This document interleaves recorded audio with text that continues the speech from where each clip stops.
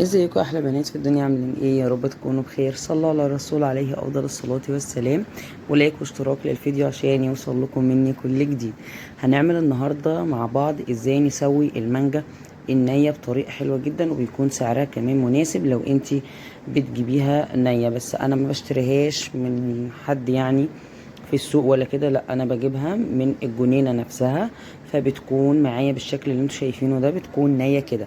هتروحي حطاها كده على العنقود بتاعها كده من تحت، بتروحي فرشه اي كده قماشه عندك كده، وتروحي حطاها على العنقود بتاعها كده من تحت، وموقفاها بالشكل ده كده ورا بعضيها، علشان خاطر تسويها كويس. ما ينفعش ان انت تحطيها كده فوق بعضيها او ترميها كده وخلاص. بتكون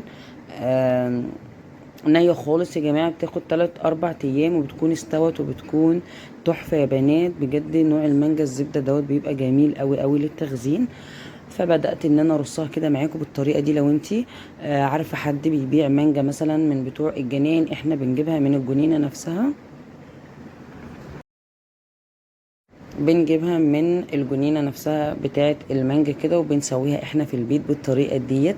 لو حابة تجيبيها وتسويها اعمليها بالطريقة ديت. ولايك واشتراك للفيديو يا احلى بنات في الدنيا عشان يوصل لكم مني كل جديد. وتمام، بعد ما برصها بقى كده ببدأ اغطيها تاني بقماشة او اي حاجة قديمة عندك كده.